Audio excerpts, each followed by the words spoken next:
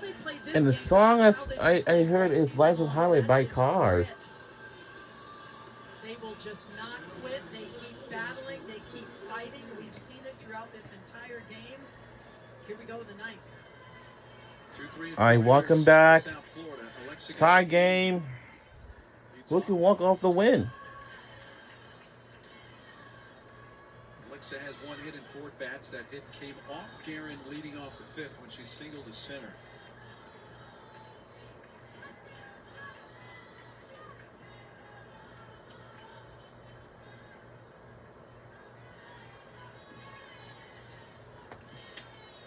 Towards left field, coming in towards the line and playing that on a bounce is McCrary.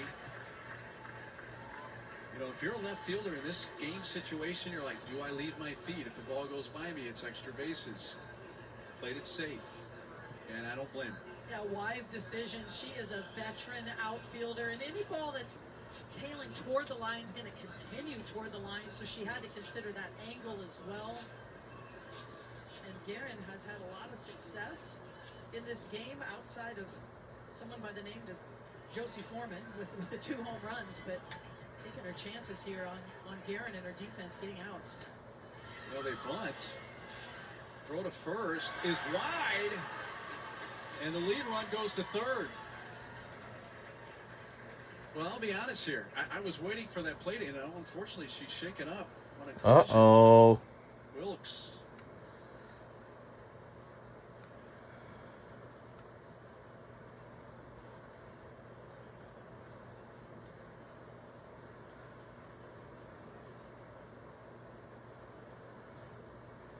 Our players is shaking up.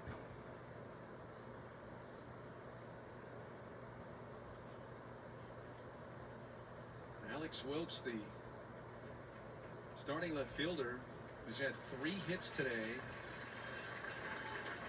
It's either going to be a hit or a second sacrifice. Took the brunt of that collision at first base. Well, both Wohlers and Lisenby going hard for the Go ball. fast enough! Oh. She actually runs into Wohlers. She's off balance. And so anytime the ball's trailing into the baseline, it's always tough. And it looks like the glove of Roach catches Wilkes, in the midsection there. Hopefully she just kind of got the wind knocked out of her. We'll see. They can run for her anyway and bring her back into the game. Sam Walls. They're going to put on Foreman here wisely. Base open.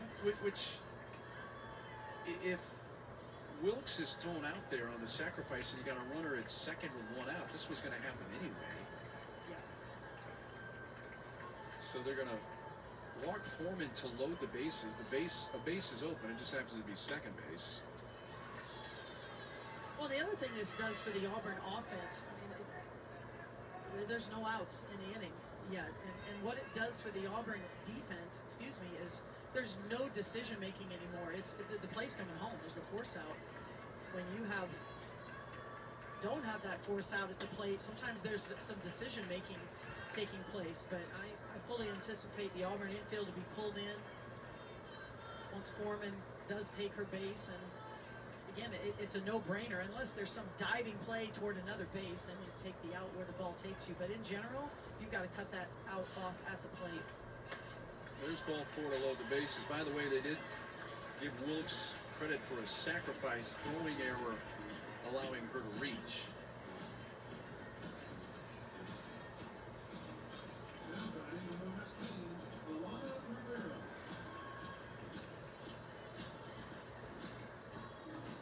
Bases are loaded with nobody out.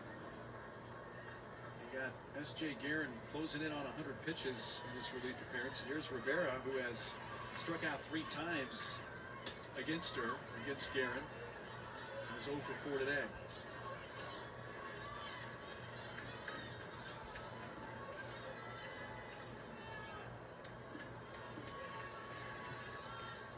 Opportunity for a big inning here for South Florida.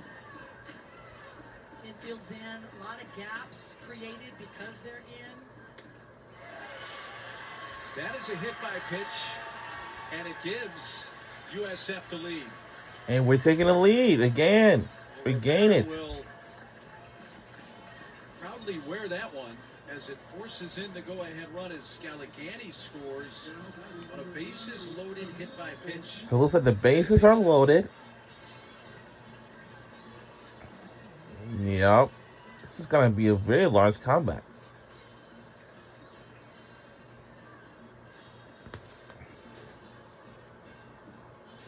That was pitch number 100 right on the nose for S.J. Guerin.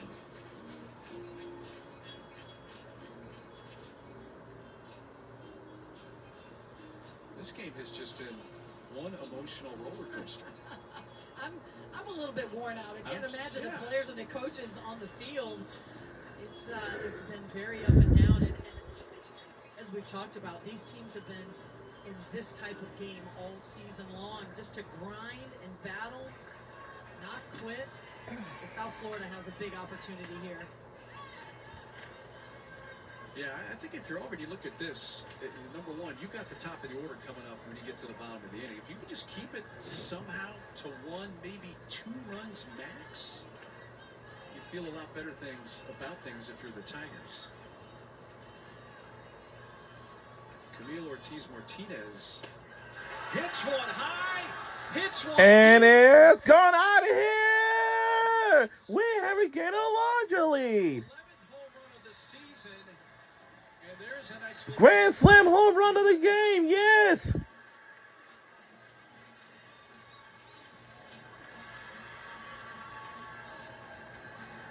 It's a grand slam home run.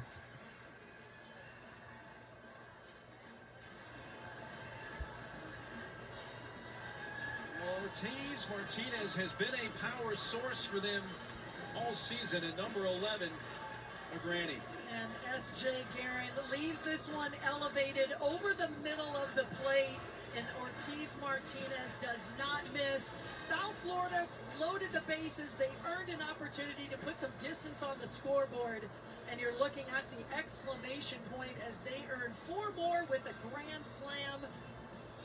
We still don't have an out this inning for South Florida. It's the 3rd grand slam of the season for USF.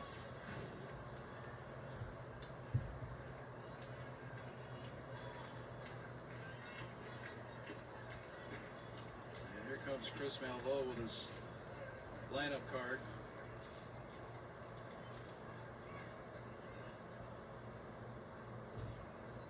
By the way, Jamia Nelson's going to pinch hit here. We'll see who she will face in the circle for Auburn. So it appears Guerin will be coming out here. If Auburn is unable to come back in this game, S.J. Guerin is going to play a big role in the circle for Auburn here in Tallahassee.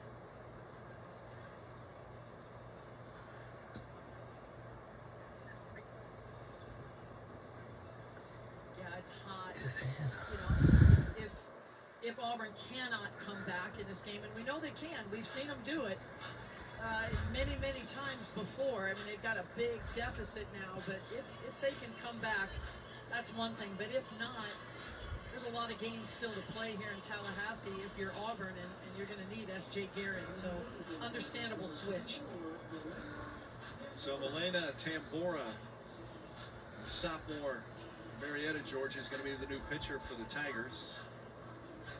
Be her first appearance since April 25th against South Carolina when she picked up the win in relief.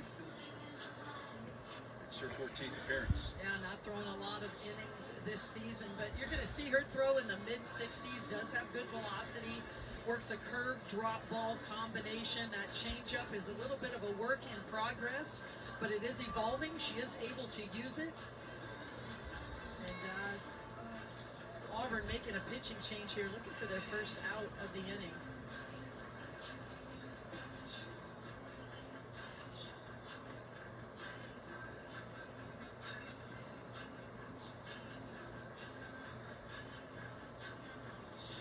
Skylar Elkins is going to take over behind the plate as well, so full battery change here for Auburn.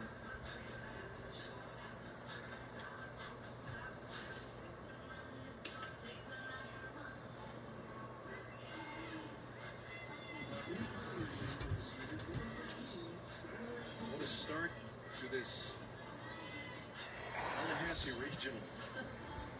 This game has had a lot of twists and turns, and we're just getting rolling here in this NCAA tournament. We've had 2 innings that have had 5 runs scored by both teams. Like that. You just don't see that very often, and a lot of scoring late for both of these teams, which is something we have seen all season long. I hope you had a chance, folks, to go on to ESPN.com earlier today and looked at the softball preview for this NCAA tournament that has begun today. And they even labeled best game of the day as this one right here, South Florida Auburn. And they're spot on. This has been some game to start the NCAA tournament. Here in extra innings. It's Nelson, pinch hitting.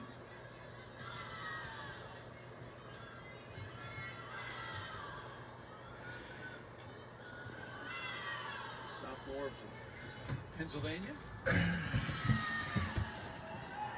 the way, she comes from quite the athletic family. Dad, Jameer Nelson, and his college hoops at St. Joseph, that had a long career in the NBA, 14, 15 years. A lot of that with Orlando and a handful of other teams.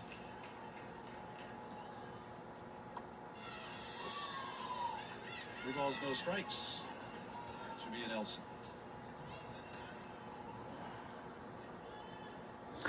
Since today's Friday, we want to thank all of you for making good second week of May. Last week was the first week of May.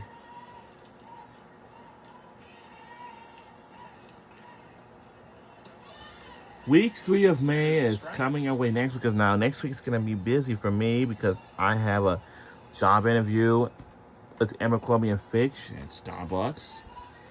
It's not Bethesda store. It's at Starbucks, the one on the University of Pennsylvania campus. You know? Off speed, maybe a miss.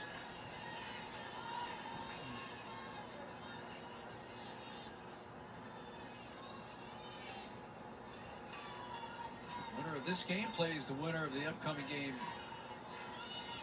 in Florida State and Robert Morris University. Ball's been flying out of here so much as soon as I left the bat. What an easy routine play made out of left field by McCrary. You can follow us over to ACC Network after we're finished here. About a half hour, 35 minutes. Robert Morris, champions of the Horizon League, taking on the host Florida State. Erickson's gone back to the lineup card. He's going to take this opportunity to get another hitter into the game. We have extended our lead even further to 5 points. 5. Alana Canzalazio. 5. Redshirt senior, veteran in the program. 5. Alana Canzalazio. 1 out, base is empty.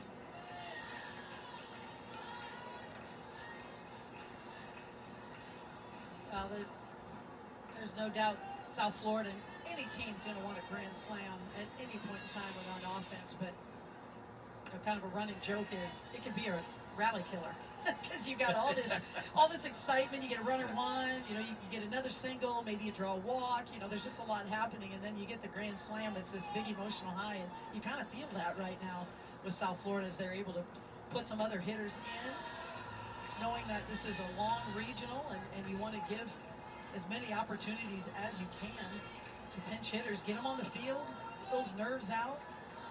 Might need them down the line.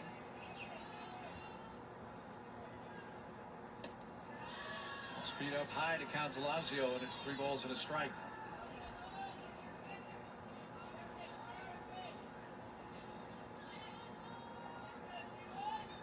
Elena Tambora, pitcher of the game for the Tigers. It's the outside corner, and it runs full.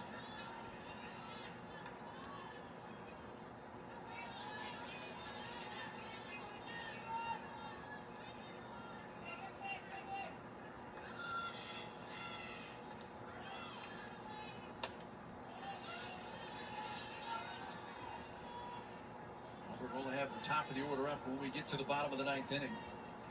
So when we get to the bottom of the ninth inning, this will be the last chance for Auburn to catch up. If not, they will, you know, we on ESPNU for this NCAA softball tournament. And the tournament is about to begin as of today on. Zalazio hanging in there. Well, that's what you want from a pinch hitter. You're given your opportunity and making the most of it here. She's fouled off a couple pitches, worked herself into a full count.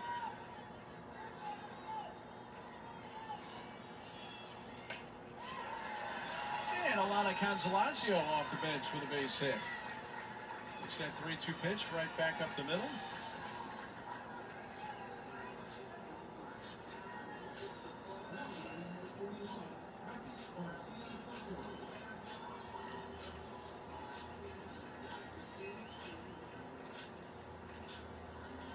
Kathy Garcia Soto, the last time up, hit the home run with 2 outs in the 8th. Gave USF at that point a 7-6 lead, her first of the year, first home run in a couple of seasons. And we thought, wow, is that going to be the unlikely source that wins the game? And then, of course, the elect responded with 2 outs in the bottom of the inning and tied it with her second home run of the game. But if indeed USF hangs on after scoring 5 so far here in the 9th, the Kathy Garcia Soto still is a huge hit in this game. Oh. And what it did for her team. It just electrified her team at that moment. Puts that into play into shallow right center field. Who wants it? The right fielder does. Isis Tresvik. The second out.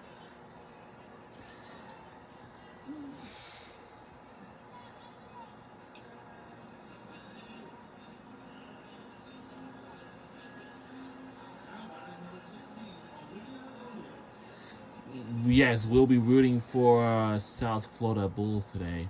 We have the largest lead ever in this 9th inning. Top of the order, Olivia Elliott, 9th batter to come up in the inning.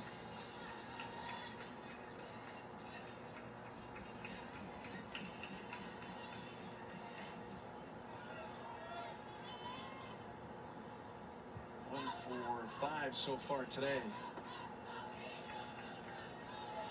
6 plate appearance in the game for Olivia Elliott. A single came back in the 2nd inning. On ESPN2, we have Michigan versus UCF. One hopper to second base. Roach to first to retire the side, but 9 batters come up. 5 score, 4 on 1 swing. All right, when we return, last chance for Auburn Tigers when we come back. One swing can make such a difference. None bigger than the grand slam from Martinez. South Florida looks to hold on, close it out. And we will close out this game when we return. Don't go anywhere.